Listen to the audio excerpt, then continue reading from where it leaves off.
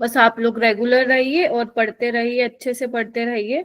जिसको ट्वेल्थ में अभी तक कॉन्फिडेंस नहीं आ रहा है कि ट्वेल्थ हमारा स्ट्रोंग नहीं है, तो मैं आप लोगों से यही रिक्वेस्ट करूंगी, अपना ट्वेल्थ को बहुत अच्छे से करिए, है ना। पहले आना तो देखो दोनों इक्वल ही है, केमिस्ट्री में 45-50 रहता है, 50% उसका आता है, सॉरी 55 ट्वेल्थ का आता है, 45 उसका आता है तुम्हारे 11th का, है ना। आता तो दोनों ही है, बट पहले मैं आपको यही बोलूंगी कि पहले ट्वेल्थ को प्रायोरिटाइज करो। रीजन यही है ट्वेल्थ को प्रायोरिटाइज करने का, बिकॉज अभी आपके बोर्ड्स भी आने वाले हैं, प्री बोर्ड्स भी आने वाले हैं।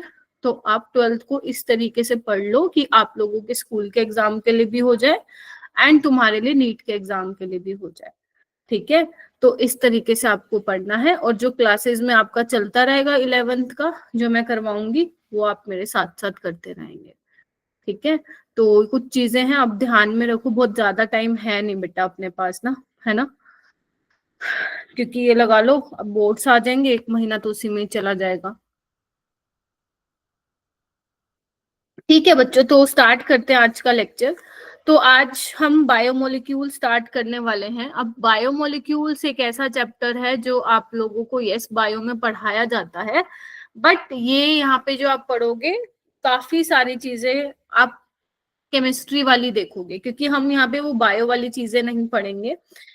उनमें जो आपकी जो रिएक्शंस हैं बायोमोलिक्यूल्स चैप्टर में, जिसमें आपकी केमिस्ट्री यूज हो रही है, ऑर्गेनिक केमिस्ट्री का ही एक चैप्टर है ये, ठीक है। तो वो आपको करना है। कुछ कुछ चीजें आएंगी जो बायो में आप पढ़ते हो, स्ट्रक्चर आपको पढ़ाया जाता है बायो में, ग्लूकोज और फ्रक्टोज का स्ट्रक्चर, तो यहाँ पे भी वो चीज पढ़ाई जाएगी, ठीक है। लेकिन ये अलग चीज है, बट हाँ आप लोगों को समझने में आसानी होगी, ये बात की तो मैं गारंटी देती हूँ, ठीक है।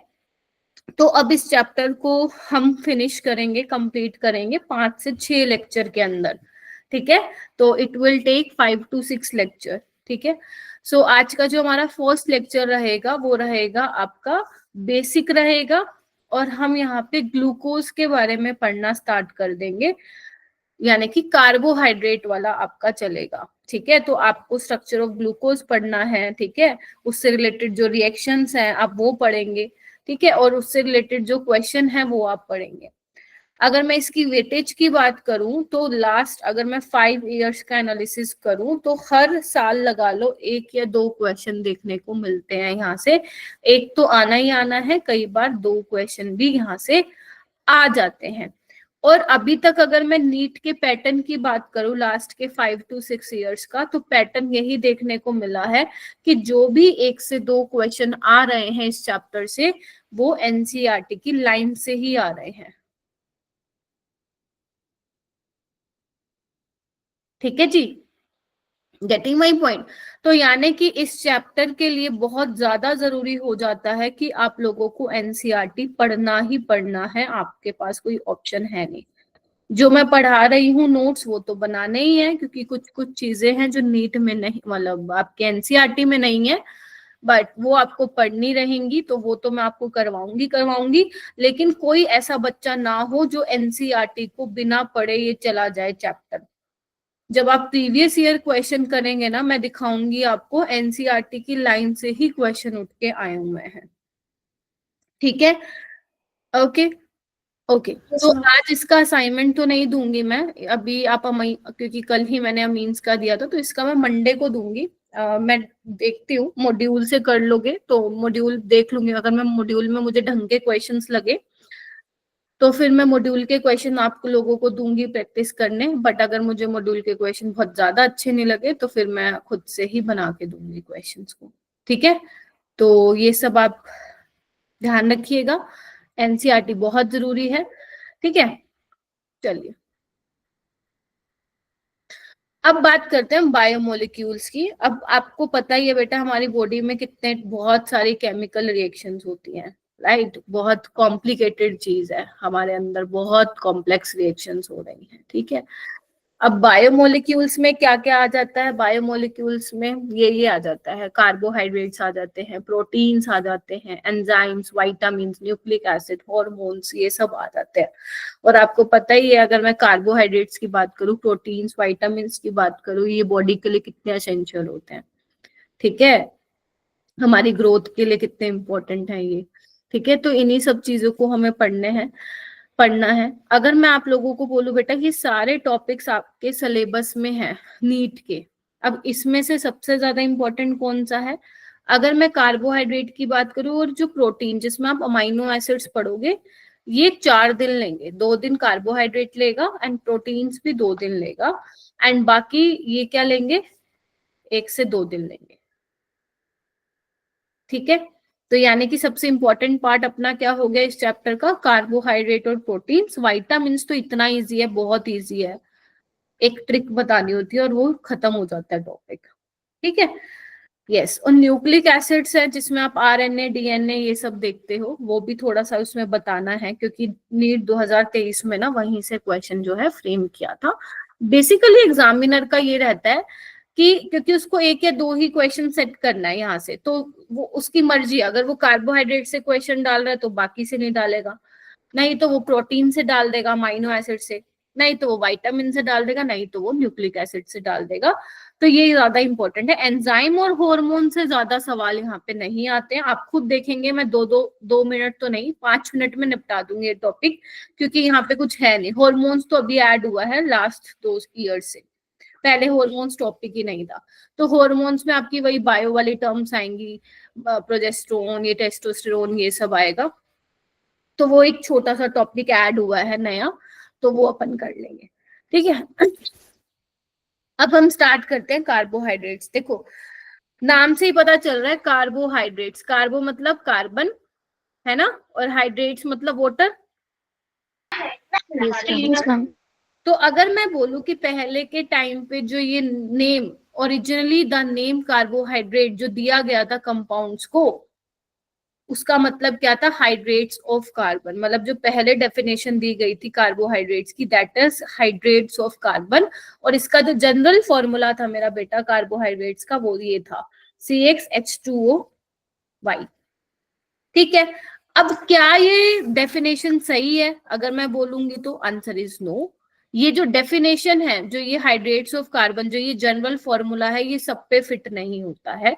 जैसे अगर मैं एक एग्जांपल लेके दूं तो x अगर तुम 6 ले लो और y 6 ले लो, तो ये बन जाता है C6H2O की H2O6 बन जाता है, दैट इज C6H12O6। ये ग्लूकोज का भी होता है फॉर्मूला और यही फ्रक्टोज का भी होता है।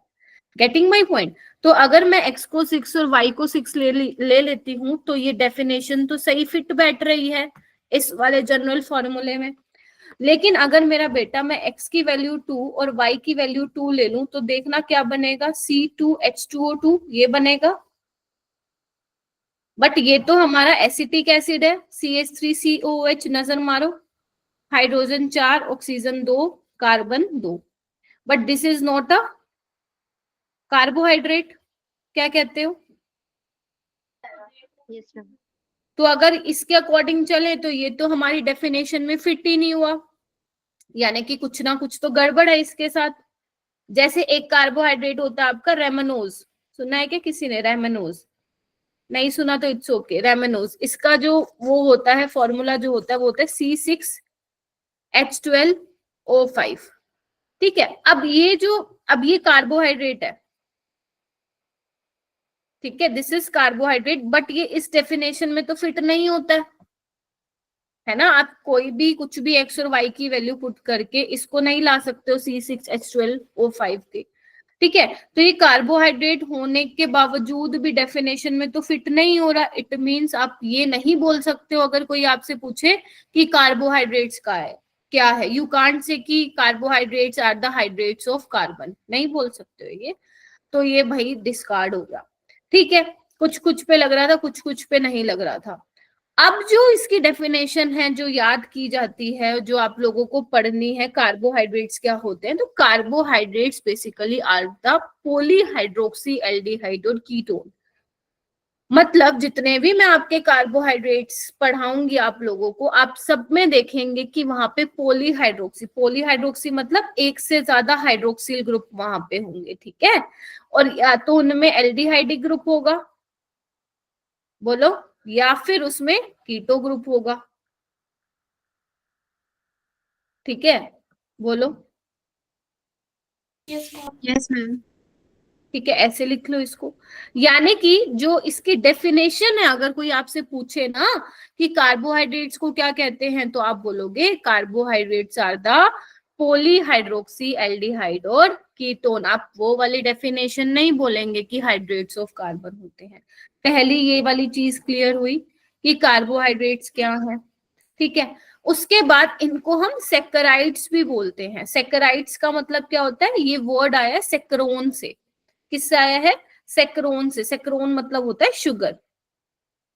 तो कार्बोहाइड्रेट शुगर ही तो है। जैसे आप कोई चीज परचेज करके आते हैं, आपके पास कोई पैकिंग है, जूस की पैकिंग है या आप कुछ और भी ले लो, उनके पीछे लिखा रहता है कार्बोहाइड्रेट्स इतना ग्राम है, अगर आपने कभी देखा हो इंग्रेडिएंट्स में। ठीक है, फिर अलग से लिखा होता है, अलग से जो ऐड शुगर, शुगर ऐड हुई है। तो कार्बोहाइड्रेट्स में मतलब शुगर ही वहां पे है। ठीक है, शुगर ही वहां पे डाली हुई है। तो सेक्राइड वर्ड कहां से आया, सेक्रोन, और सेक्रोन का मतलब क्या हुआ, शुगर होता है। क्या यहाँ तक किसी को कोई दिक्कत है सिंपल डेफिनेशन में?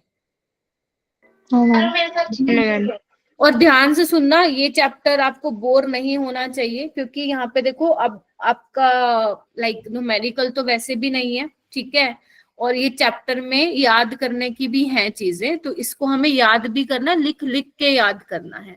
ठीक है, आज के दिन आपको कोई मुश्किल नहीं आएगी, लेकिन जैसे जैसे हम आगे चलेंगे ना, आप लोग बड़े बड़े स्ट्रक्चर पढ़ेंगे, माल्टोज लैक्टोज के, अमाइनो एसिड्स पढ़ेंगे, राइट। तो वहां पे आपको थोड़ा सा लग सकता है कि मैम बहुत ज्यादा याद करने का है, बट उसको हम एक तरीके से याद करेंगे, क्योंकि बेटा करना तो वो याद है, तुम्हारे पास कोई ऑप्शन नहीं है, क्योंकि एग्जामिनर बहुत ही अच्छे अच्छे क्वेश्चन वहां से फ्रेम कर सकता है। एंड क्योंकि ये चैप्टर बहुत छोटा सा है, तो इसका लेवल हम जेई मेंस तक लेके जाएंगे। ठीक है, तो हम जेई मेंस के लेवल का मतलब ये है, उसके क्वेश्चन भी करेंगे जैसे हम बाकी चैप्टर्स में करते आ रहे हैं। उसके बाद हम आते हैं क्लासिफिकेशन ऑफ कार्बोहाइड्रेट्स। अब कार्बोहाइड्रेट्स को क्लासिफाई किया गया है on the basis of hydrolysis. Hydrolysis मतलब समझ गए, उसकी हाइड्रोलिसिस होगी, लिसिस मतलब टूटना, एसिडिक मीडियम में हाइड्रोलिसिस देखेंगे।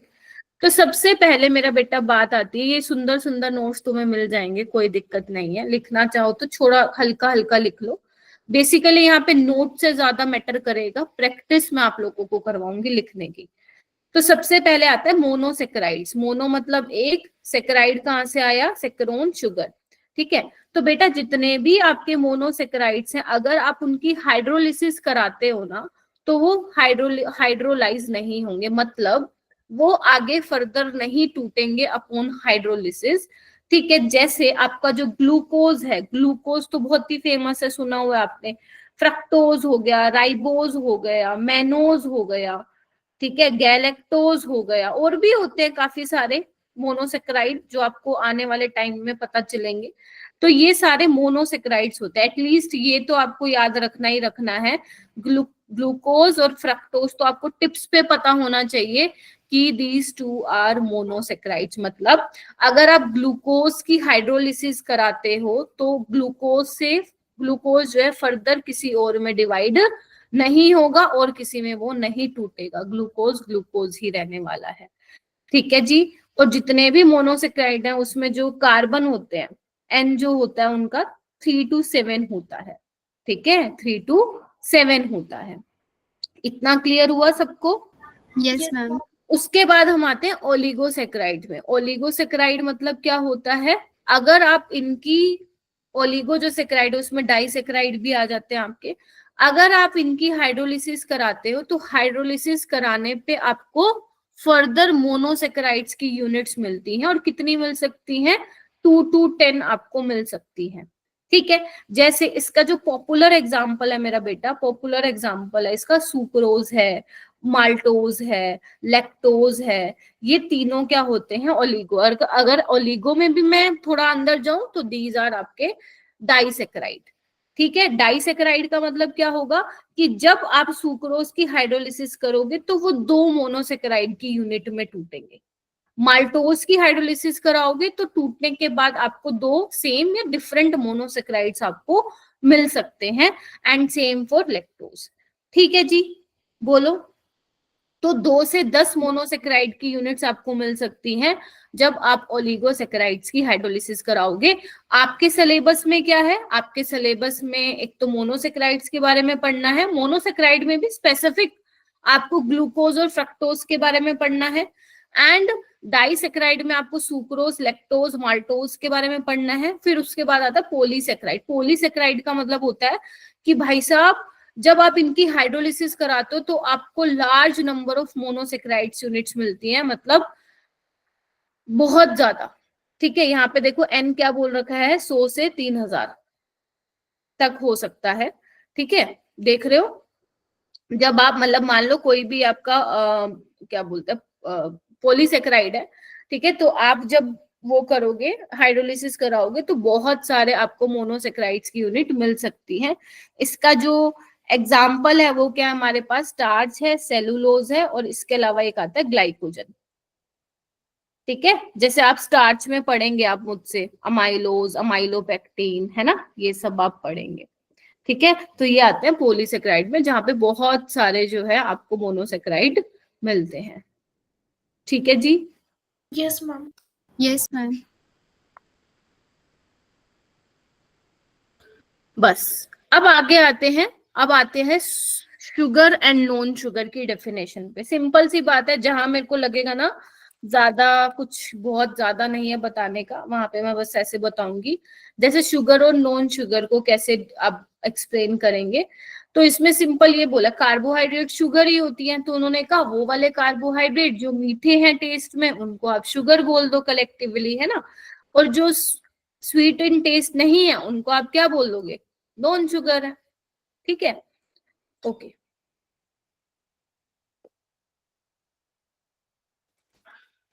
उसके अलावा क्या लिखा हुआ है, जो आपके मोनोसेक्राइड्स और डाइसेक्राइड्स होते हैं वो आपके शुगर है, और जो पॉलीसेक्राइड्स हैं वो क्या है, नॉन शुगर होते हैं। ठीक है, नॉन शुगर बोले तो कार्बोहाइड्रेट्स तो होते हैं but not sweet in taste. ठीक है मैम, ये आएगा क्या, नहीं ये नहीं आएगा, बस हाँ क्योंकि एनसीईआरटी हम सारी कवर करेंगे तो एनसीईआरटी में आपकी लाइंस लिखी हुई है तो आप इसको ध्यान में रखेंगे। कर लोगे शुगर और नॉन शुगर को? Yes ma'am. चलिए, उसके बाद आता है, ये इंपॉर्टेंट है, यहाँ पे इंपॉर्टेंट है अपना reducing and non reducing sugar. अब reducing and non reducing sugar को मैं आगे भी डिटेल में पढ़ाने वाली हूँ, बट आप ये समझ लीजिए पहले कि reducing and non reducing sugar होता क्या है। तो देखो, जितने भी कार्बोहाइड्रेट्स हैं, ध्यान से सुना, जितने कार्बोहाइड्रेट्स अपन पढ़ेंगे अगर उनमें से, ध्यान से सुनना, ऑल दोज कार्बोहाइड्रेट जो कि क्या करेंगे, फेलिंग सॉल्यूशन टोलिन्स रिएजेंट को रिड्यूस करेंगे, वो रिड्यूसिंग शुगर होंगे। आपको पता ही है फेलिंग सॉल्यूशन, और अगर मैं टोलिन्स रिएजेंट की बात करूं, these are mild oxidizing agent, जो इसमें आप सॉल्यूशन लेते हो, टोलिन्स रिएजेंट में आप लेते हो ammoniacal solution of silver nitrate, Fehling में क्या लेते हो आप, कॉपर सल्फेट और सोडियम पोटेशियम टार्टरेट। ठीक है, तो वो क्या करेंगे, खुद को ऑक्सीडाइज करेंगे, ये दूसरों को ऑक्सीडाइज करेंगे, खुद को रिड्यूस करेंगे। तो वो कार्बोहाइड्रेट जो इनको रिड्यूस कर देंगे, ऐसे वाले शुगर को हम क्या बोलेंगे मेरा बेटा, रिड्यूसिंग शुगर बोलेंगे। और ये काम कौन करता है, जो रिड्यूस कर दे इनको, अपने मोनोसेक्राइड्स। तो जितने भी मैं मोनोसेक्राइड्स जैसे ग्लूकोज हो गया, मैनोज, गैलेक्टोज, फ्रक्टोज, राइबोज, और भी हैं, तो जितने भी मोनोसेक्राइड्स हैं, बेशक वो एल्डोज हो या कीटोज हो, वो रिड्यूसिंग शुगर होंगे। Ma'am what is aldose, what is ketose? Ose का मतलब होता है शुगर, और एल्ड मतलब होता है एल्डिहाइड। ठीक है, और अगर मैं कीटोज की बात करूं तो ओज का मतलब शुगर, और कीटो मतलब कीटोनिक ग्रुप।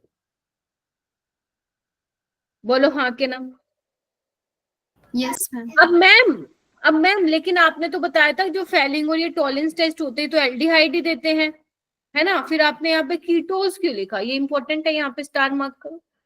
आगे आने वाली क्लासेस में मैं बताऊंगी, जो आपका फ्रक्टोज होता है ना, वो भी फेलिंग सॉल्यूशन, फेलिंग टेस्ट और टॉलरेंस टेस्ट देता है। मैं ये नहीं कह रही हूँ कि उसमें कीटोनिक ग्रुप है इसलिए वो दे रहा है, एक्चुअल में वहां पे क्या हो जाता है, टोटोमेरिज्म हो जाता है, जिसकी वजह से वहां पे एल्डिहाइडिक ग्रुप जनरेट होता है, उसकी वजह से वो दे देता है, लेकिन वो बात की बात है, वो हम लेटर ऑन डिस्कस करेंगे।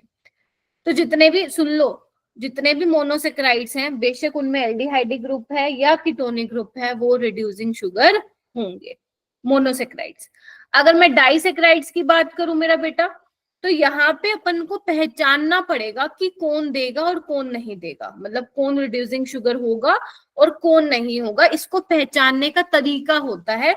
लेकिन ये अभी नहीं बता पाऊंगी बिकॉज आपने ग्लूकोज का स्ट्रक्चर नहीं सीखा है, तो मैं आपको सुक्रोज, माल्टोज, लैक्टोज का स्ट्रक्चर कैसे बता दूं। तो आगे आने वाली क्लास में जब मैं आपको डाइसेक्राइड्स का स्ट्रक्चर बनाना सिखाऊंगी, मतलब डाइसेक्राइड्स में भी आपका सुक्रोज हो गया, माल्टोज हो गया, लैक्टोज हो गया, तो हमें उनके स्ट्रक्चर को देख के बताना पड़ेगा कि वो रिड्यूसिंग शुगर है या नहीं। अभी के लिए मैं सिर्फ तुम्हें एक चीज बताना चाहती हूँ, अगर तो डाइसेक्राइड में फ्री एल्डिहाइडिक ग्रुप प्रेजेंट है, फ्री एल्डिहाइडिक ग्रुप है, तो वो रिड्यूसिंग शुगर होगा, ठीक है। और अगर नहीं होगा तो फिर वो नॉन रिड्यूसिंग शुगर होगा। जैसे सुक्रोज की अगर मैं बात करूं, अभी ध्यान रखो, सुक्रोज हमारे पास नॉन रिड्यूसिंग शुगर होता है। सुक्रोज क्या होता है? नॉन रिड्यूसिंग शुगर होता है, क्योंकि जब हम इसकी हाइड्रोलिसिस कराते हैं तो हमें ग्लूकोज और फ्रक्टोज मिलता है। तो जो ग्लूकोज और फ्रक्टोज मिलता है हमें, ध्यान से सुन लो, उसमें आपके पास फ्री एल्डिहाइडिक ग्रुप नहीं होता है, जिसकी वजह से ये नॉन रिड्यूसिंग शुगर होता है। बाकी माल्टोज हो गया, लैक्टोज हो गया, इनमें फ्री एल्डिहाइडिक ग्रुप मिलता है, जिसकी वजह से वो रिड्यूसिंग शुगर होते हैं।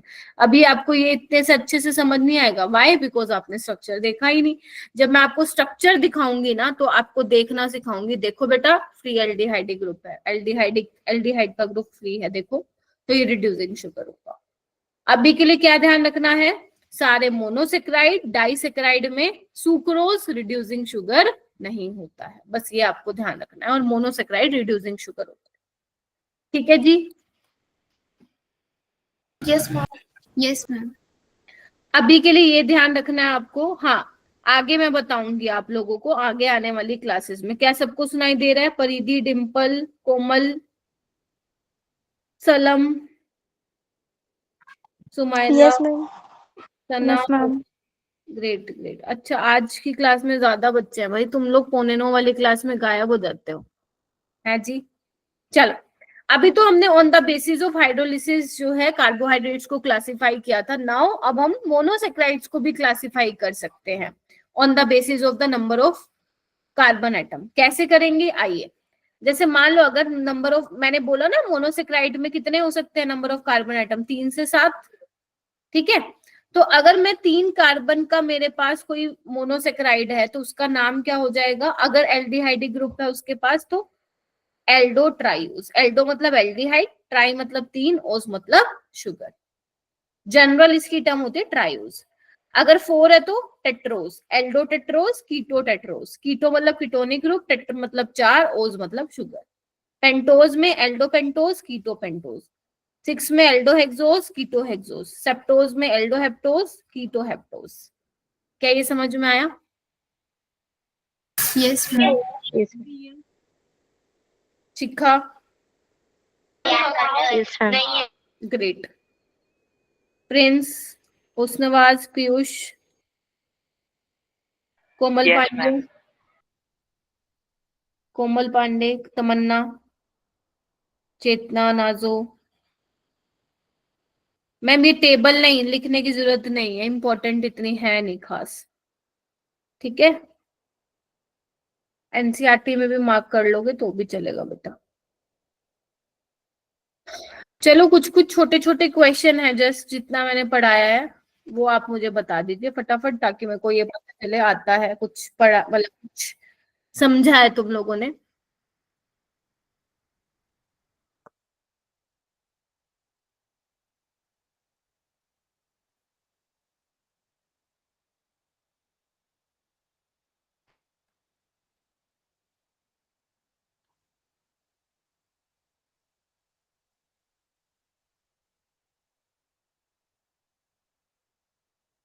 सना?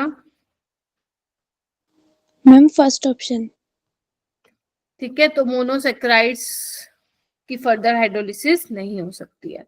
नेक्स्ट करो, विच of the following is a monosaccharide? Fructose. Fructose होगा क्या? Yes ma'am. Yes ma'am. Yes ma'am fructose. Starch क्या है आपका? पॉलीसेक्राइड है। ये बहुत सिंपल सिंपल क्वेश्चन है, ऐसे चांसेस कम है नीट में ऐसे इतने इजी तो नहीं देगा वो, क्योंकि उसके पास इस चैप्टर से और भी अच्छे क्वेश्चन बनाने के हैं। तो अब अपने पास क्वेश्चन तो कुछ तो लाना ही था। सुक्रोज क्या हो गया तुम्हारा फिर? आपका डाइसेक्राइड। और माल्टोज भी क्या हो गया? यही disaccharide. Disaccharide. Which of the following reduces Tollens reagent?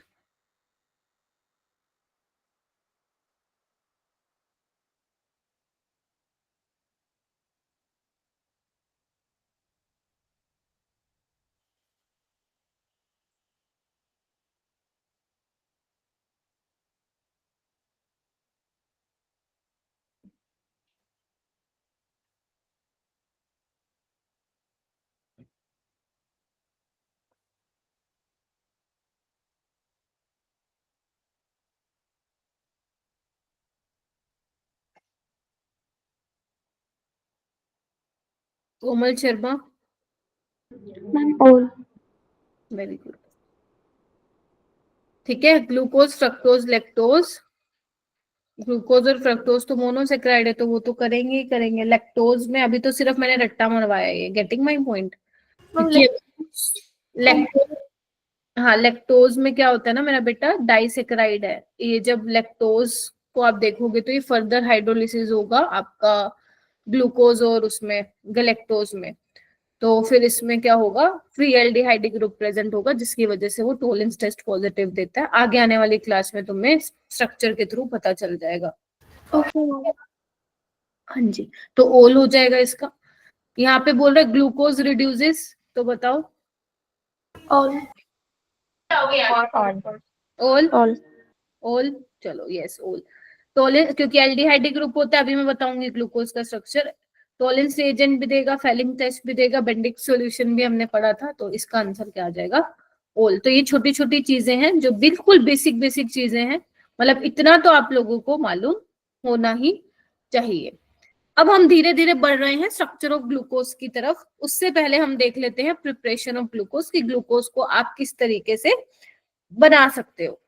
देखो, ग्लूकोज बनेगा तो हाइड्रोलिसिस से बनेगा, अब किसी की करनी पड़ेगी। अगर मैं सुक्रोज की हाइड्रोलिसिस करती हूँ मेरा बेटा, एसिडिक मीडियम में सुक्रोज की हाइड्रोलिसिस करती हूँ, C12H22O11, जिसका मोलिकुलर मास होता है 342। अगर तुम्हें याद हो तो ये याद कर लेना, फायदे में रहोगे। तो जब आप इसकी हाइड्रोलिसिस कराते हो तो आपको देखो 2 यूनिट्स ऑफ मोनोसेक्राइड मिल रही है, ग्लूकोज और फ्रक्टोज मिल रहा है। ठीक है, ग्लूकोज और फ्रक्टोज मिल रहा है। अब यहाँ पे अगर तुमने सुना होगा तो सुक्रोज को हम क्या बोलते हैं? इन्वर्जन ऑफ, यहाँ पे क्या है? इन्वर्जन ऑफ केन शुगर, ये भी बोलते हैं। अब इसका मतलब क्यों आया, मतलब इन्वर्जन ऑफ केन शुगर इसलिए बोलते हैं मेरा बेटा, क्योंकि जो अपने पास सुक्रोज होता है वो होता है डेक्स्ट्रोरोटेटरी। सुना है तुम लोगों ने डेक्स्ट्रोरोटेटरी, जो पीपीएल को राइट साइड क्लॉकवाइज घुमाए, और लीवर रोटेटरी जो पीपीएल यानी कि प्लेन पोलराइज्ड को एंटी क्लॉकवाइज घुमाए। तो सुक्रोज इज डेक्स्ट्रोरोटेटरी, ग्लूकोज भी डेक्स्ट्रोरोटेटरी होता है, बट जो फ्रक्टोज होता है that is your laevo rotatory. इसमें जो इसकी लीवो रोटेशन होती है वो होती है, आपको याद नहीं करना, सिंपल बता रही हूँ, एनसीईआरटी में आपका मेंशन है, देख सकते हो, -92.4। और इसका होता है डेक्सो रोटेशन 52.4, 52 पॉइंट समथिंग होता है, एग्जैक्ट तो 52.4 नहीं है, तो मैं यहाँ पे +52 लिख देती हूँ। तुम्हें याद नहीं करना, ना ही मुझे याद करना है, सिर्फ देखो मैं बता के आ रही हूँ। और जो इनका मिक्सचर है वो इक्विमोलर मिक्सचर मिलता है आप लोगों को, सेम अमाउंट मिलता है, equimolar mixture of glucose and fructose. ठीक है, अब होता क्या है मेरे बेटा, अगर तुम +52 और -92, अगर तुम पूरा मिक्सचर देखोगे तो क्या होगा? लीवो रोटेटरी होगा, बिकॉज लीवो रोटेशन ज्यादा है ना फ्रक्टोज का। तो अगर मैं मिक्सचर को बोलूं तो वो क्या होगा? लीवो रोटेटरी होगा। तो बेसिकली आपका सुक्रोज डेक्स्ट्रोरेटरी था और वो किस में चेंज हो गया, लीवोरेटरी में। डी से एल की तरफ जा रहा है, याद करो आर कॉन्फ़िगरेशन अगर एस बन रही थी, एस आर बन रही थी, तो क्या हो रहा था, inversion of configuration. Yes ma'am. यहाँ पे क्या हो रहा है, डेक्स्ट्रो से लीवो पे जा रहे हो, that is why this is called inversion of cane sugar. ठीक है, यहां से सवाल एग्जामिनर फ्रेम कर सकता है, पूछ सकता है कि भाई साहब फिलिंग द ब्लैंक्स देके पूछ सकता है, फिर नीचे ऑप्शंस लगा देगा तुम लोगों के। ठीक है, तो ध्यान रखना सुक्रोज आपका डेक्स्ट्रोरेटरी होता है, स्मॉल डी स्मॉल एल। ठीक है, आपको कई बार लिखा मिलेगा स्मॉल डी लिखा मिलेगा, या प्लस लिखा मिलेगा, स्मॉल एल में लिखा मिलेगा, या माइनस लिखा मिलेगा, तो कंफ्यूज नहीं होना है। पहली चीज तो ये हो गई, सुक्रोज से यू कैन प्रिपेयर ग्लूकोज।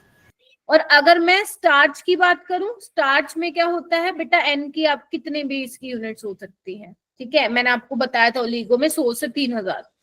तो अगर आप स्टार्च ले लेते हो और उसकी हाइड्रोलिसिस करते हो, तो एनसीईआरटी में तुम्हें एक टेम्परेचर भी दिया हुआ है, प्रेशर भी दिया हुआ है, तो ये आपको याद नहीं करना है, ये आपको याद नहीं करना है। बस ध्यान रखना जो स्टार्च और सेलुलोज है आपके, अगर आप उनकी हाइड्रोलिसिस कराओगे तो लार्ज नंबर ऑफ यूनिट्स आपको किसकी मिलने वाली है, ग्लूकोज की मिलने वाली है।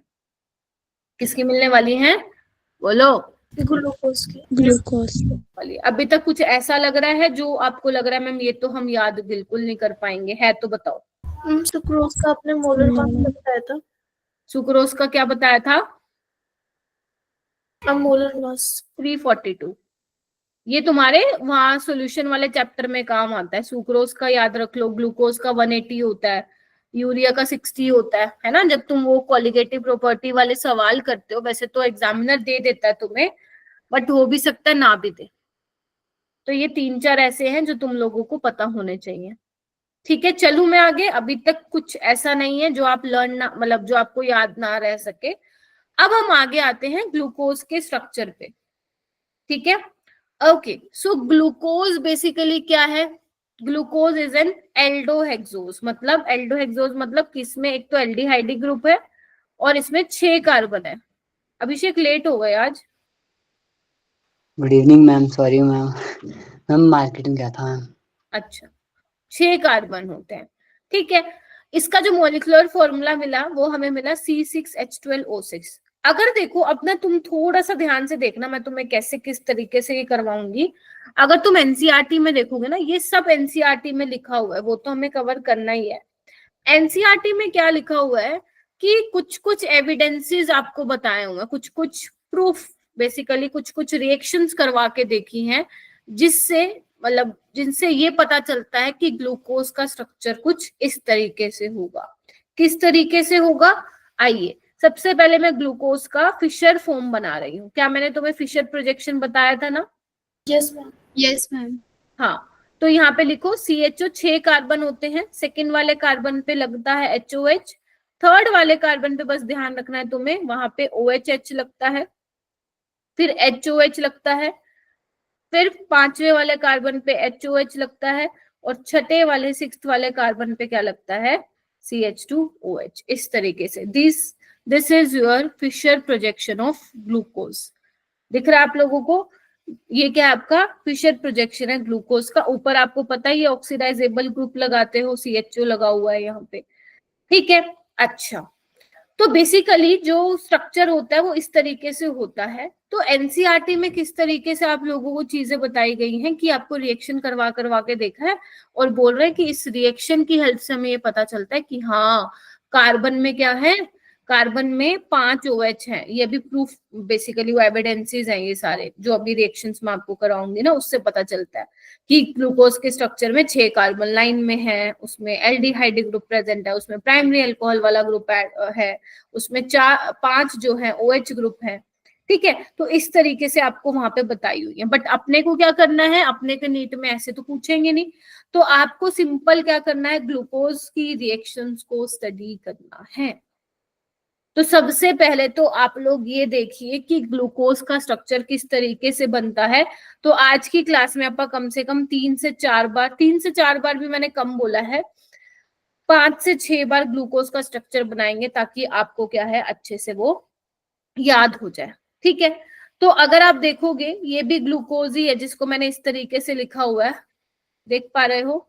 तो वो बोल रहे हैं कि अगर आप ग्लूकोज की रिएक्शन HI के साथ कराते हो और उसको हीट करते हो, अब HI का मतलब क्या होता है? HI यहाँ पे क्या है? रिड्यूसिंग एजेंट है। HI क्या है?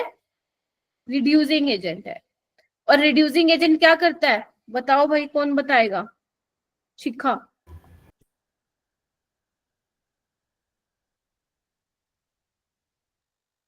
चेतना कहाँ गई?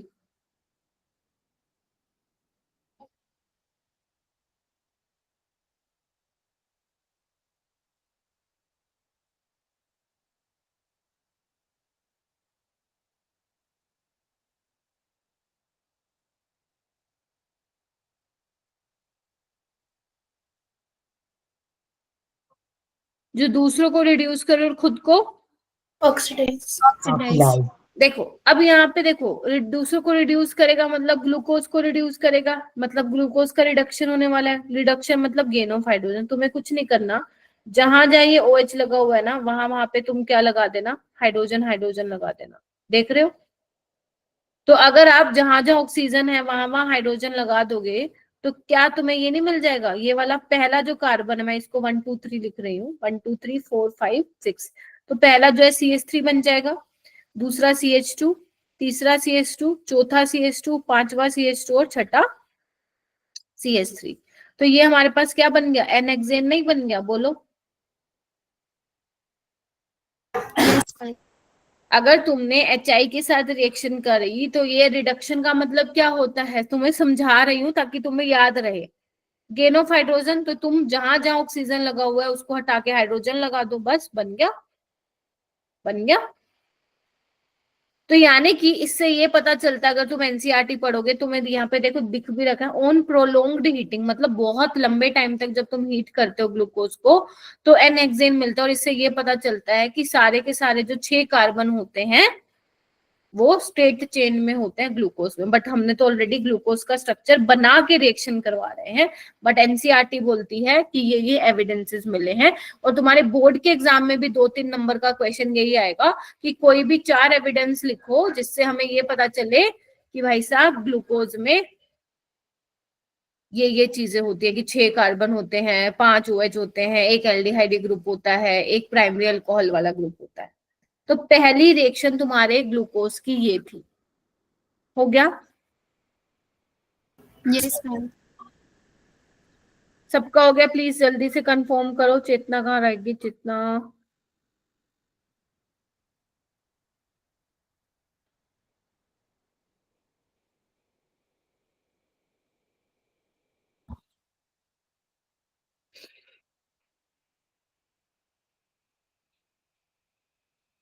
चलो नेक्स्ट है। नेक्स्ट रिएक्शन है ग्लूकोज की हाइड्रोक्सिलामीन के साथ। आइए ग्लूकोज का स्ट्रक्चर बनाएंगे सभी।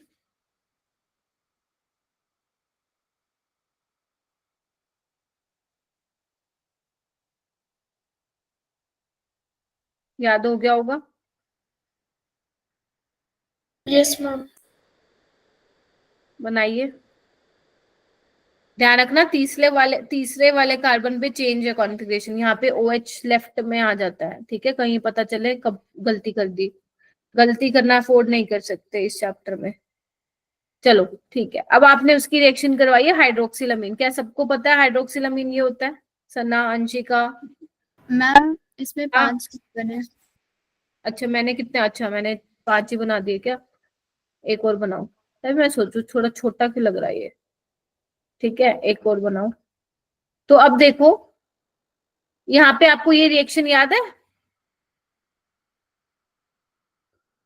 Yes ma'am. Nucleophilic addition elimination. Yes ma'am. आपको क्या करना है? यहाँ से पानी निकाल देना है। ये देखो, तो क्या होगा? C डबल बॉन्ड NOH बन गया ऑक्साइन, CHOH, थर्ड वाले कार्बन पे OHH। अब नीचे वाले कार्बन को देखो, मैं ऐसे लिख दूं क्या? CHOH का ट्वाइस और फिर CH2OH। तुम भी लिख सकते हो अगर बनाने आ गया है तो स्ट्रक्चर, नहीं आया तो पूरा बनाओ। देखो ठीक है क्या बात? Yes ma'am. तो ये क्या बन गया है?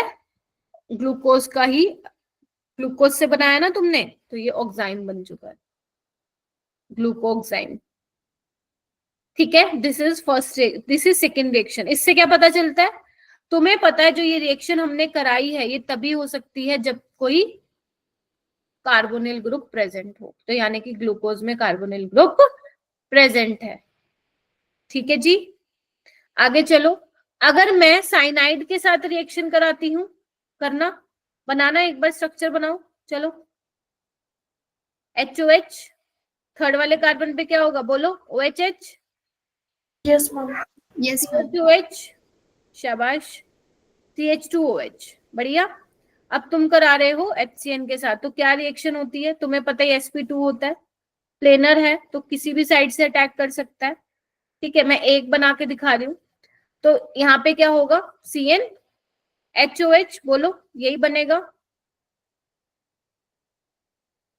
Yes, ma'am. ठीक है, ओके। अब नीचे वाला सेम बना दो, HOH, थर्ड वाला OHH, CHOH, ट्वाइस CH2OH। देखो, अब क्योंकि ये इधर आओ, क्योंकि ये प्लेनर था, sp2 है ना ये कार्बन, तो आपका क्या हो सकता है, जो अटैक है वो फ्रंट साइड से भी हो सकता है और बैक साइड से भी हो सकता है।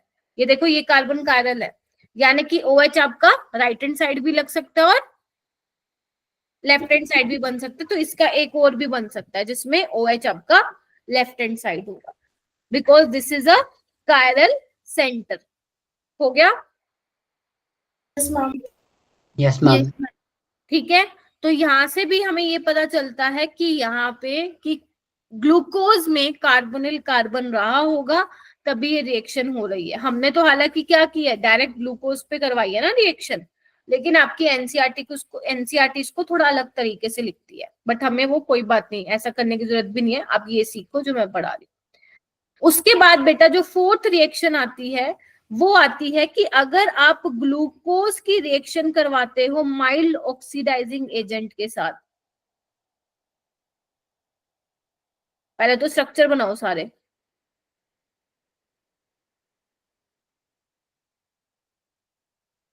अब माइल्ड ऑक्सीडाइजिंग एजेंट यहाँ पे क्या ले रहे हो, bromine water. This is a mild oxidizing agent. देखो, अब माइल्ड ऑक्सीडाइजिंग एजेंट मतलब ज्यादा ताकत तो है नहीं इसने, तो ये मोर रिएक्टिव ग्रुप को क्या करेगा, ऑक्सीडाइज कर देगा। अब मोर रिएक्टिव तो भाई साहब एल्डिहाइड ही है ना, क्योंकि आपको पता है पहले अल्कोहल का ऑक्सीडेशन होता है एल्डिहाइड में, फिर अरे ये क्या हो गया, फिर एल्डिहाइड का होता है फर्दर एसिड में,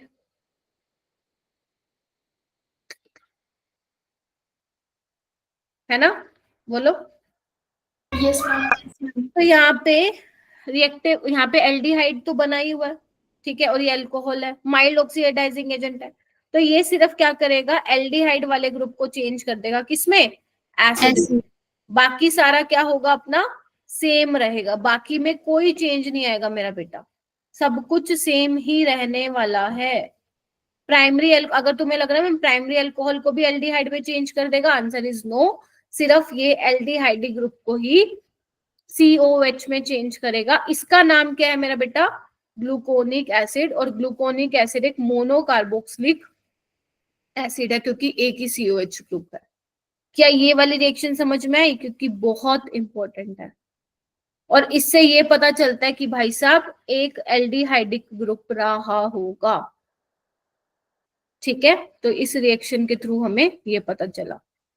अब बात आती है, अगर मान लो तुम ध्यान से सुनना, अगर तुम ग्लूकोज की रिएक्शन या फिर ग्लूकोनिक एसिड की रिएक्शन करवाते हो कंसंट्रेटेड नाइट्रिक एसिड के साथ, तो तुम्हें एक प्रोडक्ट मिलता है सेम। जैसे, आइए इधर बनाओ स्ट्रक्चर, फिर बनाओ सारे बच्चे, सो मत जाना।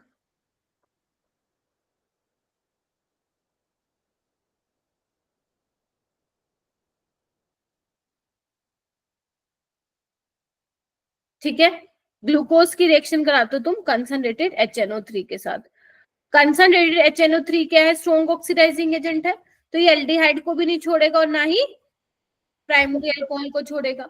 एल्डिहाइड को तो एसिड बनाएगा ही बनाएगा, बाकी सारा सेम।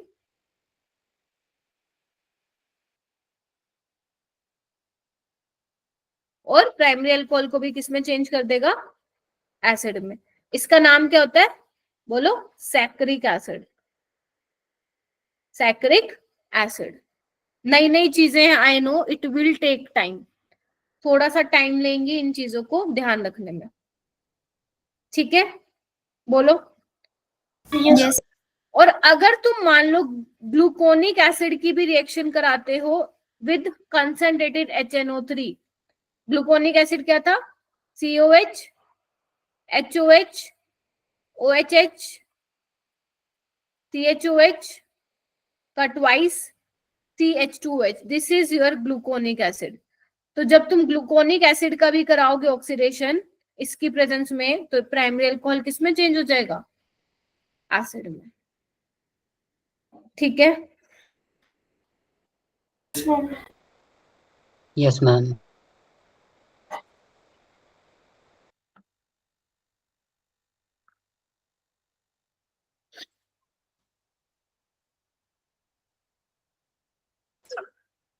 यहाँ पे एक चीज देखो, जो अपना ग्लूकोज वाला कहाँ बना दिया मैंने, स्ट्रक्चर है ये वाला। अगर तुमसे पूछ ले कि नंबर ऑफ कायरल कार्बन बता दो या नंबर ऑफ कायरल सेंटर बता दो इन फिशर फॉर्म ऑफ ग्लूकोज, क्या तुम बता सकते हो क्या? Yes, ma'am. देखो एक बार और कंफर्म करो। 4. Yes, ma'am. तो देखिए, इसको मैं हटा रही हूँ। कायरल सेंटर क्या होते हैं, carbon should be sp3 hybridized and 4 groups are different attach होने चाहिए। तो 1 2 3 4, तो आंसर इज 4। और अगर वो पूछ ले नंबर ऑफ स्टीरियो आइसोमर, तो 2 की पावर 4. बिकॉज अनसिमेट्रिकल है, तो 2 की पावर क्या हो जाएगा, 4, यानी कि 16 स्टीरियो आइसोमर बन जाएंगे, ठीक है क्या? Yes, ma'am. अभी तक मैंने आपको क्या क्या बता दिया, आ जाओ। अभी तक मैंने आपको ग्लूकोज की रिएक्शन बता दी, एक तो HI के साथ एनेक्सेन बनेगा, हाइड्रोक्सिलमीन के साथ ऑक्साइन बनेगा, HCN के साथ साइनोहाइड्रिन बनेगा, ठीक है। Bromine water mild oxidizing agent के साथ ग्लूकोनिक एसिड मिलेगा, स्ट्रॉन्ग एसिड के साथ सैक्रिक एसिड मिलेगा, चाहे वो ग्लूकोज हो चाहे फिर वो ग्लूकोनिक एसिड से। तो ये रिएक्शन मैंने आप लोगों को अभी तक पढ़ा दी है, देखो। Yes, ma'am. Yes, प्रिया, ma'am. Yes, ma'am. प्रिया, परिधि, अंशिका, महक, हो जाएगा क्या बेटा? महक Yes. हो जाएगा? हाँ हो जाएगा, महक ने तो दिल भी भेज दिया भाई। नेक्स्ट आते हैं एसिटाइलेशन, सुना है वर्ड एसिटाइलेशन? एसिटाइलेशन करवा Yes, ma'am. दीजिए, ग्लूकोज का स्ट्रक्चर बनाइए। मैम अब तो रट गया हमें, ऐसे ही सब ही रट जाएंगे तुम्हें, ठीक है। नहीं तो कराने को तो ये आधा घंटे का ही है जो आज मैं टॉपिक करा रही हूँ, बट अपन धीरे धीरे कर लेते हैं बिकॉज 5 से 6 लेक्चर में वैसे ही हो जाएगा ये, ठीक है। HOH आराम से करते हैं ताकि ये चैप्टर से हमें कहीं से नंबर ना कटे, ठीक है। अगर तुम बेटा एसिटाइलेशन कराते हो इन द प्रेजेंस ऑफ, किसके साथ रिएक्शन कराओगे, ग्लूकोज के एसिटाइलेशन कराओगे विद एसिटिक एनहाइड्राइड। तो आपको पता ही है रिएक्शन, तो मैंने बहुत बार बता रखी, ऑक्सीजन के पास क्या है, Yes, ma'am. ठीक है, इलेक्ट्रॉन लोन पेयर है, कार्बन कार्बन इलेक्ट्रोफिलिक होगा, ये जाएगा वापस आएगा निकल जाएगा। तो यहाँ पे तुम बताओ क्या बनेगा, OH की जगह OCO CH3 लग जाएगा, यहाँ पे देखो। Yes, ma'am. Yes, ma'am. बस तो फिर लगा दो, कितनी जगह लगाओगे, 5 जगह लगाओगे,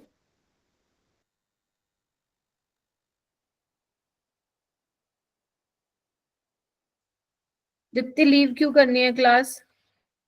इतना बोरिंग चल रहा है क्या सिस्टम? बनाओ चलो। OCO CS3, OCO CS3। ठीक है, टेक रेस्ट बेटा।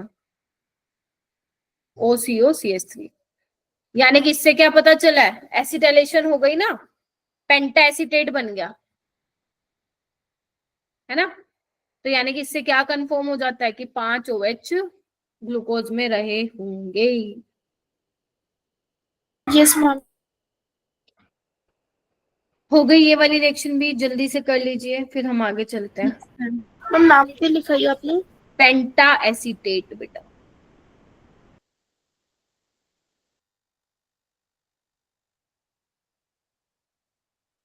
बना लीजिए फिर मैं आगे चलती हूँ। ठीक है, 10-12 पन्ने में आप लोगों का पूरा बायोमोलिक्यूल खत्म हो रखा है। नेक्स्ट आते हैं कॉन्फ़िगरेशन ऑफ ग्लूकोज पे। ग्लूकोज जो होता है आपका वो डेक्सट्रोरोटेटरी होता है, दैट इज वाई यहाँ पे डेक्सट्रोज लिखा हुआ है। ग्रेप शुगर होता है, ठीक है, ग्रेप्स में मिलता है ये। ठीक है, कॉन्फ़िगरेशन क्या होती है इसकी?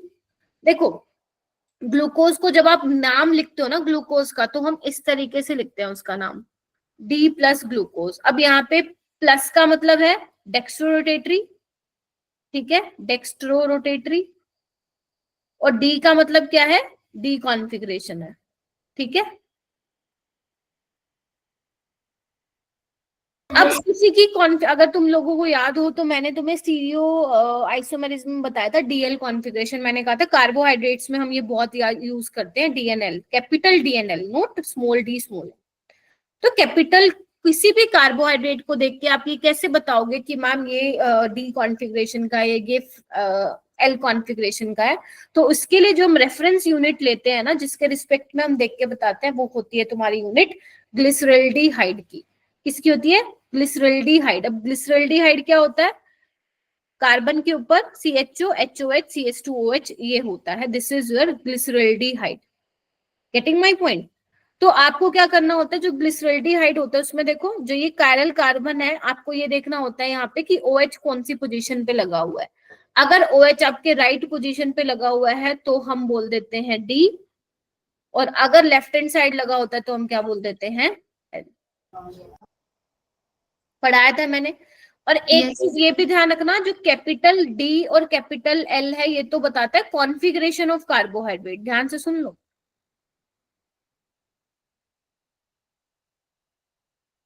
कैपिटल डी और कैपिटल एल का कोई रिश्ता नहीं है स्मॉल एल और स्मॉल डी से, ना ही प्लस माइनस से उसका लेना देना है, ठीक है। स्मॉल डी अलग चीज है, स्मॉल एल अलग चीज है। स्मॉल डी मतलब होता है डेक्स्ट्रोरोटेटरी, या तो ये लिखा मिले या प्लस लिखा मिलेगा, या लिखा मिले स्मॉल एल लीवोरोटेटरी, या लिखा मिलेगा minus.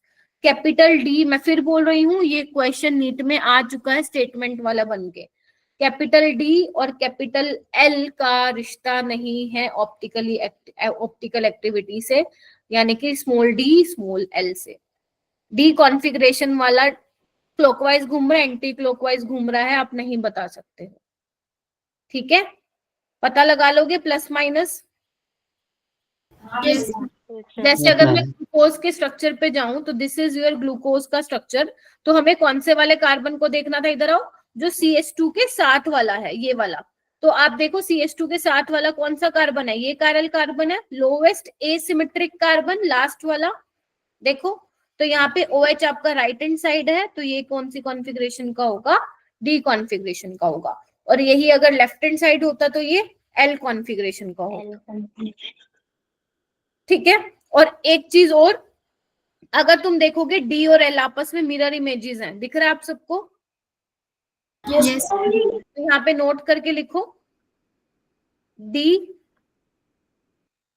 And L are, D L and configuration are mirror images of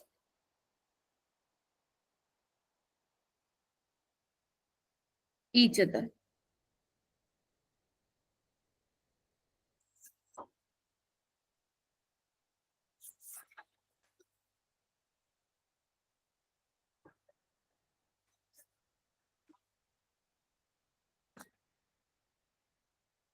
ठीक है, ये देखो यही लिखा हुआ है, इधर आओ, यही लिखा हुआ है, all those compound which can be chemically correlated to, यहाँ पे डी लिख लेना, एनसीईआरटी की लाइन है, correlated to D plus isomer of glycerol D, इसको हम डी कॉन्फिगरेशन बोलेंगे, and those which can be correlated to capital L isomer of glyceraldehyde, इसको हम एल कॉन्फिगरेशन बोलेंगे, ठीक है।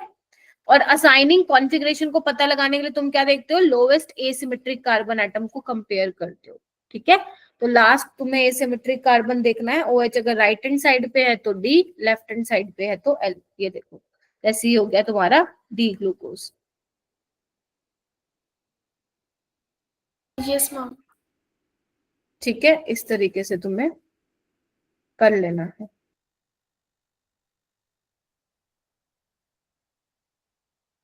ठीक है, क्वेश्चन करो एक, कितने, 3 क्वेश्चन करवाने हैं मेरे को, जल्दी से लिखो फिर मैं आगे चलती हूँ।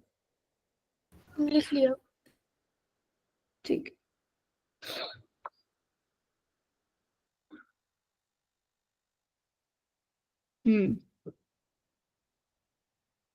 ये क्वेश्चन कीजिए, हैंड रेस करेंगे।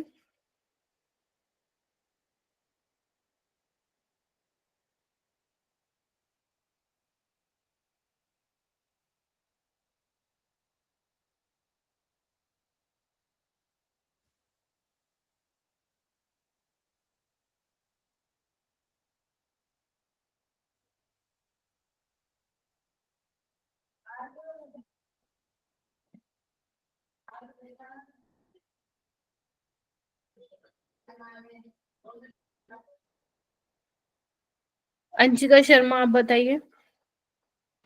Ma'am first. First, glucose plus HI hexane देता है, ब्रोमीन वाटर के साथ ग्लूकोनिक एसिड देता है, यानी कि फर्स्ट, तो बी का फर्स्ट, ए का 4, option number A. Acetic anhydride के साथ पेंटा एसिडेट देगा, glucose penta acetate, and nitric acid के साथ वो सैकरिक एसिड देगा, यानी कि थर्ड। अब ये तुम देखोगे, ये क्वेश्चन तुम नीट में देख लो, मिलेगा तुम्हें 2-3 बार, जेई में भी मिलेगा, हर जगह मिलेगा, ये वाले है ही इंपॉर्टेंट। मतलब अगर मैं तुम्हें बोलूँ ना क्वेश्चन कहाँ से आना स्टार्ट होता है, तो ये जो मैंने स्ट्रक्चर ऑफ ग्लूकोज से आप लोगों को पढ़ाना स्टार्ट किया है, वहां से ही क्वेश्चन बनना स्टार्ट हो जाते हैं। ठीक है, तो अगर तुम्हारी किस्मत अच्छी हुई तो यहीं से ही क्वेश्चन बन जाएगा, स्टार्टिंग की 5 रिएक्शन से, नहीं तो वो कोई और क्वेश्चन भी दे सकते हैं। क्वेश्चन की कमी नहीं है इस चैप्टर की, बहुत ही अच्छे अच्छे लेवल के क्वेश्चन बनते हैं यहाँ से, बहुत अच्छे लेवल के बनते हैं। ठीक है, यस मैम। ये वाला क्वेश्चन कीजिए, नीट 2020।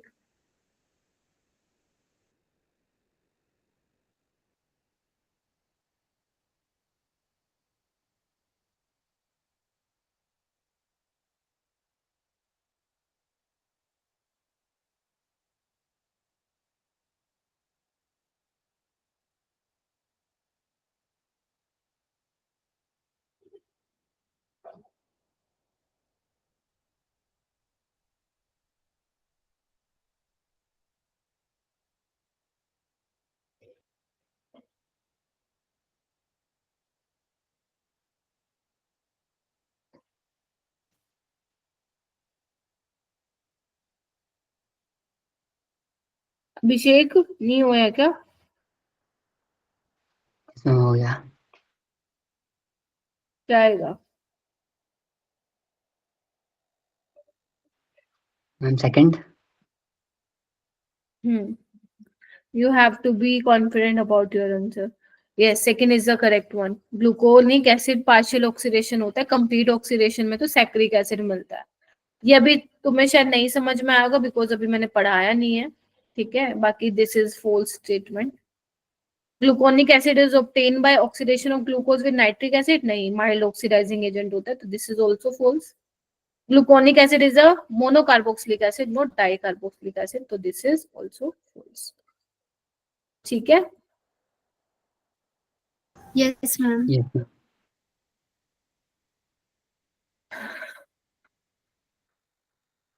चलिए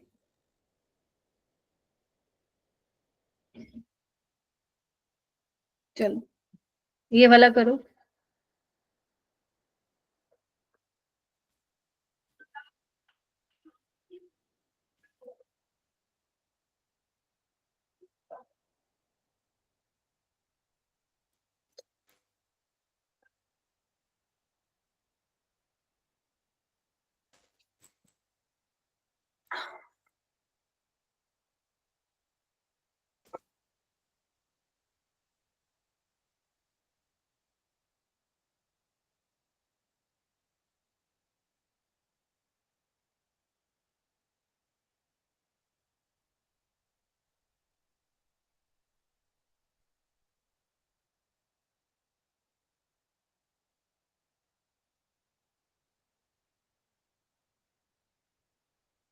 डिम्पल आप बताओ।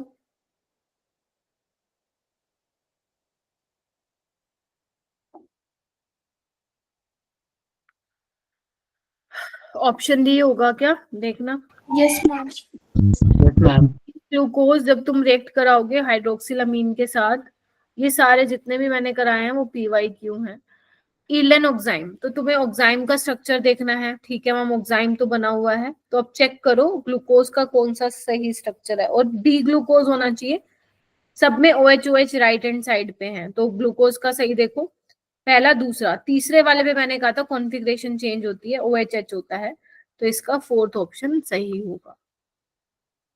ठीक है, Yes, यस ma'am. मैम।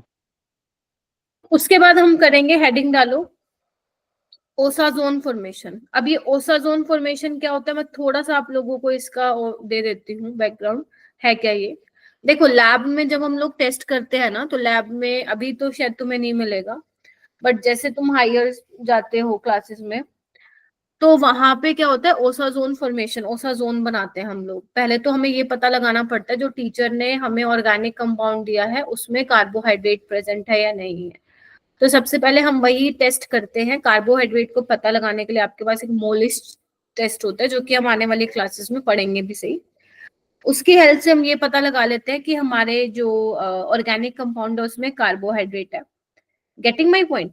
और हम टेस्ट लगा के ये भी पता लगा लेंगे, वो कौन से टेस्ट है we will discuss later on, कि मोनोसेक्राइड है या डाइसेक्राइड है। Getting my point.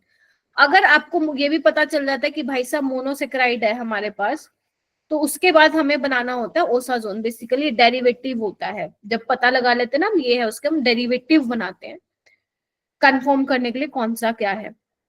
ठीक है, तो मोनोसेक्राइड में भी बहुत सारे हैं मेरा बेटा, फ्रक्टोज है, ग्लूकोज है ना, गलेक्टोज है, मेनोज है। अब हमें क्या पता कौन सा मोनोसेक्राइड है, तो इन दैट केस हम क्या करते हैं, ओसाजोन बनाते हैं। ओसाजोन का प्रोसेस काफी लंबा होता है, ठीक है, इसमें हम यूज करते हैं केमिकल्स। ठीक है, तो बेसिकली ना हर मोनोसेक्राइड के लिए जो ओसाजोन फॉर्मेशन का टाइम है ना वो डिफरेंट होता है। आपके लैब में एक चार्ट मिलता है आपको जिसमें अलग अलग मोनोसेक्राइड्स लिखे होते हैं, ठीक है, जैसे ग्लूकोज हो गया, फ्रक्टोज हो गया, मेनोज हो गया, और उसके टाइम उसके सामने उसका time of formation of osazone लिखा होता है। किसी का 5 मिनट में बन जाता है, किसी का 10, 15, 20, 25, 30, 45 मिनट तक भी जाता है। ठीक है, तो जब आप वो आप ओसाजोन बनाते हो ना, तो आप टाइम नोट करते हो कि आपका ओसाजोन कितनी देर में बना है। ठीक है, जब वो आप टाइम नोट कर लेते तो आप वो चार्ट से मैच कर लेते हो कि हाँ मेरा फलाना ढिमकना मोनोसेक्राइड है। ठीक है, फिर जो आपका बना ना ओसाजोन, वो आप जाते हो माइक्रोस्कोप लेके जाते हो माइक्रोस्कोप के पास, तो माइक्रोस्कोप में उसके क्या देखते हो, शक्ल देखते हो। उसका भी अलग से चार्ट लगा होता है, ग्लूकोज का स्ट्रक्चर बना होता है, ये वाला स्ट्रक्चर नहीं, ये जो मैं बना रही हूँ वो वाला नहीं, जो आप माइक्रोस्कोप से देखते हो, है ना, क्रिस्टल्स दिखते हैं, उसका भी चार्ट में फोटो बनी होती है, पिक्चर्स चिपका रखी होती है। तो उस माइक्रोस्कोप की हेल्प से भी जो आप स्ट्रक्चर देखते हो वो आप मैच कर सकते हो कि मेरा कौन सा आ रहा है। ओसाजोन से पता लगा लिया, और कंफर्मेशन लेने के लिए उसका स्ट्रक्चर माइक्रोस्कोप से देख लिया। तो ओसाजोन की समझ में आई, वाई ओसाजोन की फॉर्मेशन हम करते क्यों है, ताकि हमें पता लग सके कि हमारा कौन सा कार्बोहाइड्रेट है, कौन सा मोनोसेक्राइड है, इसलिए हम यहाँ पे ओसाजोन की फॉर्मेशन करते हैं। अब ओसाजोन की फॉर्मेशन कैसे करते हैं, तुम्हें सिर्फ ग्लूकोज का पढ़ना है। आओ बताती हूँ कैसे करते हैं। सबसे पहले तो ग्लूकोज का स्ट्रक्चर बनाओ तुम सारे बच्चे।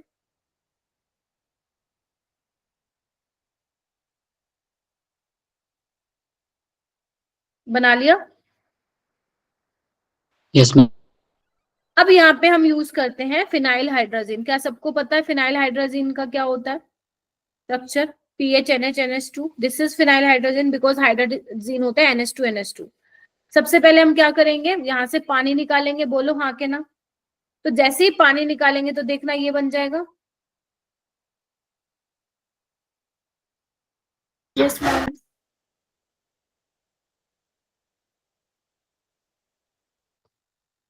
ये बनता है। उसके बाद हम क्या कराते हैं, उसके बाद हम एक और मोल लेते हैं फिनाइल हाइड्राजीन का, और इस वाले स्टेप में होता है जब हम सेकेंड मोल यूज करते हैं रिडॉक्स रिएक्शन। और रिडॉक्स रिएक्शन का मतलब तुम्हें पता है साइमल्टेनियसली ऑक्सीडेशन होना, रिडक्शन होना। मैं तुम्हें मैकेनिज्म नहीं बता रही हूँ इसका कैसे होगा, क्योंकि यहाँ पे मैकेनिज्म नहीं पूछते। रिडक्शन और ऑक्सीडेशन होना। अब ऑक्सीडेशन किसका होता है, देखो यहाँ पे जो ध्यान रखना, पहले दो का जो भी ओसाजोन की फॉर्मेशन में जो भी पंगे होते हैं वो पहले 2 कार्बन के साथ होते हैं, बाकी सारे कार्बन की कॉन्फ़िगरेशन इंटेक्ट रहती है, कोई चेंज नहीं होता। पहले पे हो गया, ये वाला जो दूसरा कार्बन है यहाँ पे ऑक्सीजन इंसर्ट हो जाता है। ये मैंने रेड कलर से इसलिए दिखाया है ताकि तुम्हें दिखे। ऑक्सीजन इंसर्ट हो जाता है और ये बॉन्ड टूट जाता है, यहाँ पे रिडक्शन हो जाता है, एक एच इसको ले लो, एक एच इसको मिल जाता है। तो बेसिकली होता क्या है, यहाँ से आपका क्या निकल जाता है, अमोनिया और aniline. Getting my point? Yes, ma'am. जब आप ये रिएक्शन कराते हो तो उस स्टेप में आपका ये निकल जाता है एनिलीन और अमोनिया, और ये क्या बन जाता है, आइए, C double bond N NH एक कार्बन पे देखो 2 OH स्टेबल नहीं होते, इधर देखो नजर मारो, नहीं होते, तो यहाँ पे क्या बन जाएगा, ये। बस बाकी सारा सेम। क्या कहते हो मुस्कान, हुस्नवाज? अब यहाँ पे एक और मोल यूज करेंगे हम फिनाइल हाइड्राजीन का। तो क्या करूं, बोलो, पानी निकाल दूं, क्या बनेगा, ये भी ये बनेगा, और बाकी सारा मैम एक बार थोड़ा सा रिपीट कर दो। 2 बार करूंगी, रुक जाओ। ये तुम्हारा बन गया ग्लूका ओसाजोन। कैसे हुआ, फिर से आओ। सबसे पहले मैंने क्या किया, ग्लूकोज लिया, फिनाइल हाइड्राजीन लिया, एडिशन एलिमिनेशन हुई, ये सबने पढ़ रखा है, वाटर निकलेगा। क्या यहाँ तक समझ में आया? Yes, ma'am. Yes, उसके बाद हमने क्या किया, एक मोल और लिया। फिर इस स्टेप में होती है रिडक्शन, रिडॉक्स होती है। रिडॉक्स मतलब साइमल्टेनियसली ऑक्सीडेशन होना और रिडक्शन होना। तो यहाँ पे क्या होता है, जो सेकेंड वाला कार्बन है उसके CH के बॉन्ड में ऑक्सीजन इंसर्ट हो जाता है, ऑक्सीडेशन हो गया। और इस बॉन्ड को, ये मैं तरीका बता रही हूँ ताकि आप याद करना सीख लो, क्योंकि इसका मैकेनिज्म तो तुम्हारे सिलेबस में भी नहीं है और ना मैं करवाना है मेरे को, ठीक है। तो जैसे ही बॉन्ड ब्रेक करो, एक एच इसको दे दो, एक एच इसको दे दो, तो बेसिकली यहाँ से क्या मिल जाएगा, एक तो ये मिल जाएगा NH3 और एनिलीन, और इसके साथ क्या मिलेगा, ये मैंने नेक्स्ट पेज पे बना दिया। एक कार्बन पे 2 H स्टेबल नहीं है तो पानी निकल जाएगा, तो ये बन जाएगा ना, ध्यान से देखिए। अब यहाँ पे C डबल बॉन्ड O आ गया, फिर दोबारा आपने 1 मोल और यूज किया फिनाइल हाइड्राजीन का, तो आपको क्या मिल जाएगा, फाइनली ये मिल गया, ये बन गया, क्योंकि अपन ने ग्लूकोज का ओसाजोन बनाया, तो दिस इज ग्लूकोओसाजोन, ठीक है। तो यहाँ पे क्वेश्चन क्या बनता है, क्वेश्चन बनता है how many moles of phenyl hydrazine used in formation of osazone, answer is, तो लिख लो, यहाँ पे लिख लो 3 मोल ऑफ, लिखो 3 mole of phenyl hydrazine are used. बस यही पूछेगा तुमसे, इसके लिए मेरे को ये पूरा बताना पड़ा, ठीक है। 3 मोल फिनाइल हाइड्राजीन के यहाँ पे यूज होते हैं, बस यही पूछेगा तुमसे। अभी तक तो नहीं आया नीट में ओसाजोन से क्वेश्चन, ठीक है। इन फ्यूचर आएगा तो लिख लेना, बस खत्म।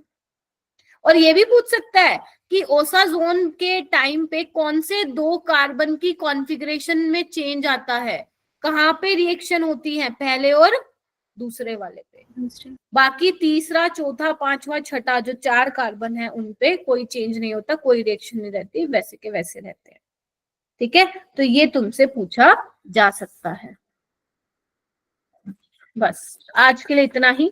अभी मेरे को कुछ 1-2 क्वेश्चन कर लो, फिर मैं इंपॉर्टेंट रिएक्शन ऑफ अमीन्स बताऊंगी। याद करो, रह गया था अपना पिछली बार, तो अपन उसको कर लेंगे। सबसे पहले ये क्वेश्चन कर लो, a disaccharide on hydrolysis gives, क्या मिलेगा बताओ, हाइड्रोलिसिस करने पे? Shikha? Ma'am option 4। 2 molecules of same और डिफरेंट, सेम भी मिल सकते हैं और डिफरेंट भी मिल सकते हैं। ये वाला क्वेश्चन करो। एसिड और enzymatic hydrolysis of sucrose given equimolar mixture of glucose and fructose. Daksh आप बताओ।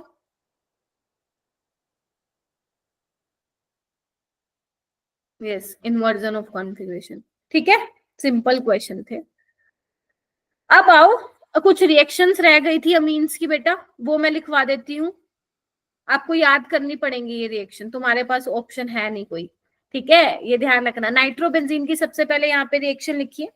मम्मी अमीन्स वाले चैप्टर में लिखना हाँ है ना? हाँ हाँ, अमीन्स वाले चैप्टर में लिखनी है, जहां पे भी तुमने वो छोड़ा होगा ना, मैंने बोला था लिखवाऊंगी मैं, तो ये अब लिख लो फटाफट से। 4-5 रिएक्शन है, बाकी बायोमोलिक्यूल्स में बस आज इतना ही पढ़ाना था। नेक्स्ट क्लास जब अपनी होगी कल, तो मैं एल्डिहाइड कीटोन करवाऊंगी। मंडे को हम साइक्लिक स्ट्रक्चर ऑफ ग्लूकोज हम पढ़ेंगे। ठीक है, चलो। ये तो मैंने रिएक्शन करा दी थी। Tin in the presence of HCl और iron in the presence of HCl, तो क्या Yes. बनता है? एनिलीन बनता है। अगर आप मेरा बेटा नाइट्रोबेंजीन की रिएक्शन कराते हो जिंक के साथ in the presence of ammonium chloride, बेटा ये डायरेक्ट याद करनी पड़ेंगे आपको, ना तो इसके मैकेनिज्म आपके सिलेबस में है। ठीक है, अगर आप zinc in the presence of ammonium chloride reaction कराते हैं, नाइट्रोबेंजीन किस में चेंज हो जाता है? NOH क्या होता है आपका? हाइड्रो NH2OH क्या होता है? हाइड्रोक्सिल अमीन होता है। तो एक H को हट के फिनाइल लग गया, तो क्या नाम हो जाएगा? फिनाइल हाइड्रोक्सिल अमीन। ठीक है, आपको मैं बता भी दूंगी, ये नीट में ऑलरेडी आ चुका है। अगर तुमने असाइनमेंट देखा होगा, असाइनमेंट नंबर 2 अमीन्स का, तो वहां पे ये मैंने क्वेश्चन डाला था। ठीक है, आगे बहुत पुराना था बट आया था, तो हम रिस्क नहीं ले सकते, दोबारा भी आ सकता है। ठीक है, फिर लिखो, अगर आप zinc in the presence of NaOH reaction करा दे तो क्या बन जाएगा? यहाँ पे बनाओ।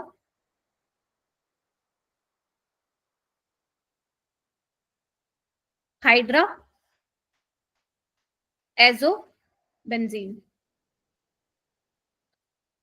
एजो मतलब NN से मतलब है, हाइड्रा मतलब नाइट्रोजन के साथ हाइड्रोजन है। ठीक है, अगर N डबल बॉन्ड N होता तो फिर वो एजो बेंजीन बन जाता। Getting my point? ध्यान से सुन लो, N डबल बॉन्ड N होता तो एजो बेंजीन बन जाता। अब यहाँ पे N सिंगल बॉन्ड N है, बिकॉज एक दो N के साथ हाइड्रोजन हाइड्रोजन भी आ गया, इसलिए नाम हो गया हाइड्रा एजो बेंजीन। ठीक है, अगर तुम नाइट्रोबेंजीन की रिएक्शन कराते हो tin chloride in the presence of KOH या फिर लिथियम एल्यूमिनियम हाइड्राइड, तो ध्यान रखना यहाँ पे एनिलीन नहीं बनता। याद करो, वो एलिफेटिक नाइट्रो कंपाउंड में NO2 NH2 में चेंज होता था। यहाँ पे क्या बनेगा? एजोबेंजीन। ठीक है, उसके अलावा एक और रिएक्शन, अगर आप आयरन की रिएक्शन करा रहे हो in the presence of water, तो यहाँ पे आपको मिलता है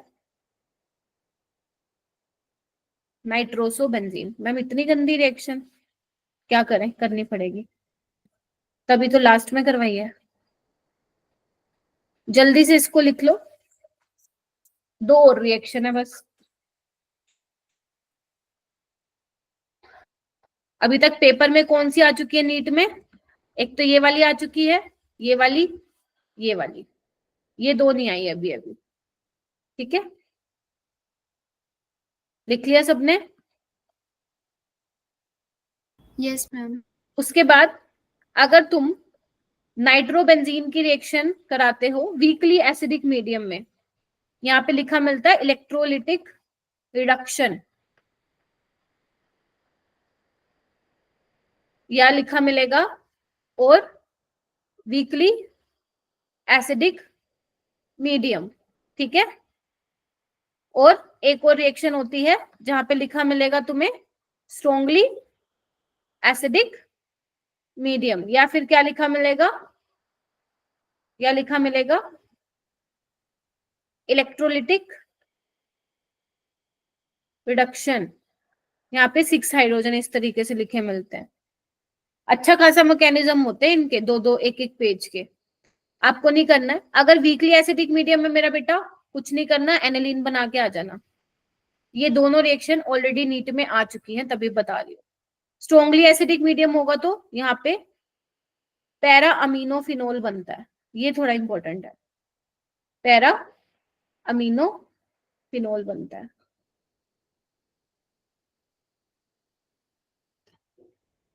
बस ये रिएक्शन तुम्हें करनी है।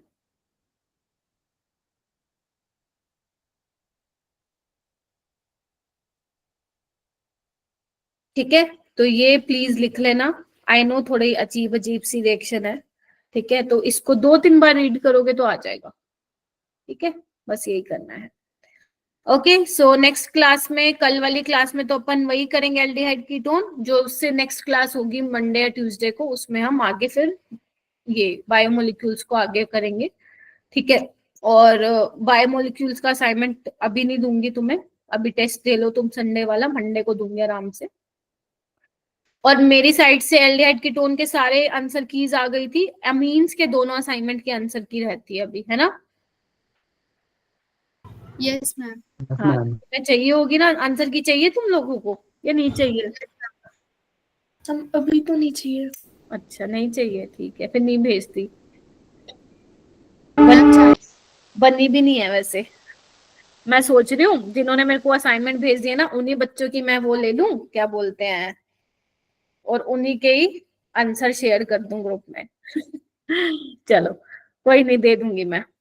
अच्छा ठीक है, आज हमने बहुत थोड़ा सा ही किया है, ठीक है, और उस बहुत थोड़े में से 1.5 घंटा लग गया अपने को।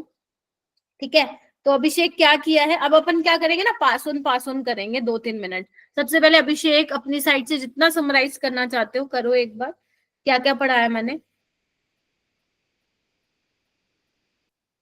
कहाँ गया? Yes ma'am. बताओ। हमने ग्लूकोज का यस मैम, पहले हमने ग्लूकोज का स्ट्रक्चर देखा, फिर हमने उसकी रिएक्शन देखी ऑक्साइन के साथ, फिर ब्रोमीन वाटर के साथ, और कंसंट्रेटेड HNO3 के साथ, नाइट्रिक एसिड के साथ मतलब, और एसिटाइलेशन देखी ग्लूकोज की।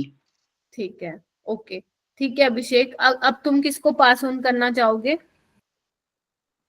बताओ, कौन बताए आगे की सब? बताओ अभिषेक, किसको करें? मैम आप ही करो, किसी को भी। ये देखो। अरे मेरा नाम ले दो।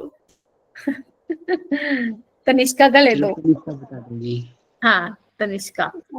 हमने क्लासिफिकेशन पढ़ा था कार्बोहाइड्रेट्स का, जिसमें मोनोसेक्राइड्स आते हैं, ओलिगोसेक्राइड्स आते हैं, पॉलीसेक्राइड्स आते हैं। मोनोसेक्राइड जो होते हैं उनकी फर्दर हाइड्रोलिसिस नहीं हो सकती, और उनका फॉर्मूला होता है CH2O का होल N, जिसमें N की वैल्यू 3 to 7 होती है, और इसके एग्जाम्पल होते हैं ग्लूकोज और फ्रक्टोज। फिर ओलिगोसेक्राइड के अंदर 2 से 10 मोनोसेक्राइड आते हैं, पॉलीसेक्राइड के अंदर 100 से 3000 तक हमारे पॉलीसेक्राइड्स आते हैं। Very good. किसको पास ऑन करोगी आगे?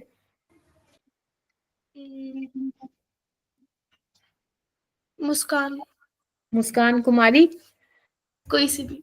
अच्छा, ठीक है, तो मुस्कान कुमारी आप कर दो।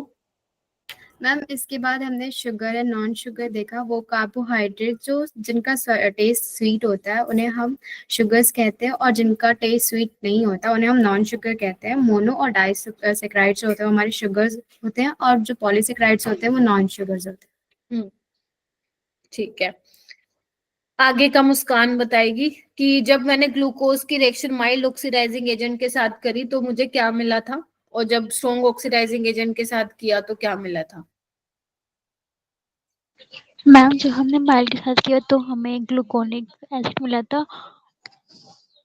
ग्लूकोनिक एसिड मिला था, और स्ट्रॉन्ग के साथ क्या मिला था,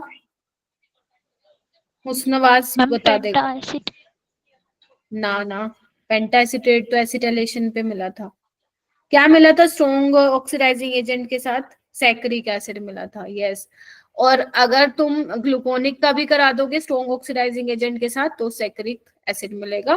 फिर हमने ओसाजोन बनाया, जो जितने भी मोनोसेक्राइड्स होते हैं बेटा वो ओसाजोन बना लेते हैं, बट मैंने सिर्फ ग्लूकोज का दिखाया था ताकि तुम्हें पता चले। उसमें 3 moles of phenyl hydrazine use होते हैं। और ये भी ध्यान रखना जितने भी आपके मोनोसेक्राइड्स होते हैं वो Tollens test, Fehling test positive देते हैं, ठीक है। डाइसेक्राइड में से सुक्रोज जो है पॉजिटिव नहीं देता, वो नॉन रिड्यूसिंग शुगर होता है, ठीक है। तो ये सब तुम्हें कर लेना है।